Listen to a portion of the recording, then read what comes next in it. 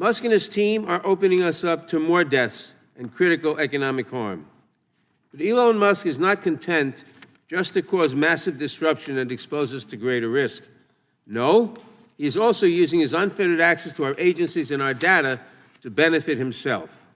For example, the Department of Labor was investigating workplace abuse allegations at 3 Musk-owned companies: the Boring Company, SpaceX, and Tesla.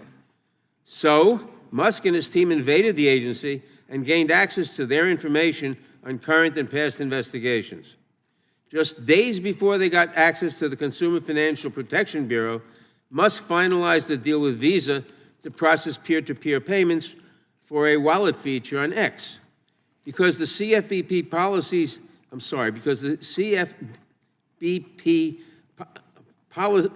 such payment systems, the data Musk and his team accessed could give his new X wallet feature a competitive advantage in the market.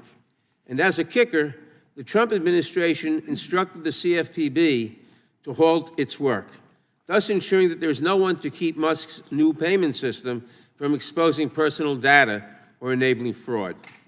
Never mind that the CFPB has produced almost $20 billion in consumer relief and has put millions back in the pockets of Americans. The agency had information Musk needed, so he got it. The agency would have enforced the law with a likely impact on his wallet, so the agency's work was halted instead. Serious concerns have been raised about whether Mr. Chairman, instead of stopping the stupid spending, Democrats attack the guy who's exposing it. I think the taxpayers of this country would just as soon we stop spending their money on dumb things. Like what was the example from USAID, some transgender comic in Ireland spending money on Bert and Ernie and Big Bird on Baghdad TV. I think they would prefer we not do that. Elon Musk is exposing in the federal government exactly what he exposed at Twitter when he purchased Twitter. What did we find out there?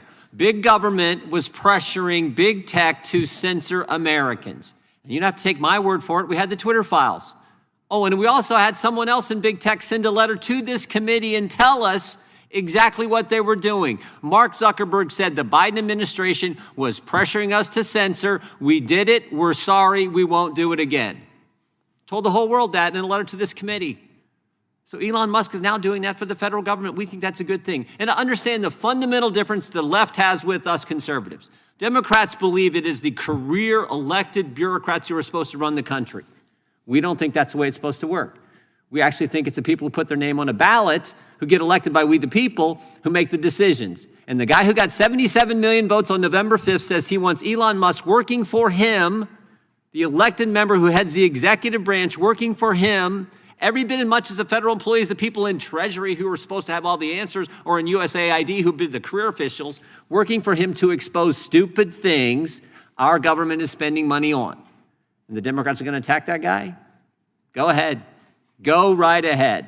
But we know the real consequences of having this administrative state, these bureaucrats run things. We got 2 witnesses here who've lived it. Ms. Wade and Mr. Smith. They're here to tell about how that had impacted their business. So I appreciate the chairman having this hearing. This is exactly the kind of hearing we have to have. And I appreciate the work the president and his team are doing to expose the stupid things bureaucrats spend the hard-earned money of the people we get the privilege of representing. I yield back. Gentlemen.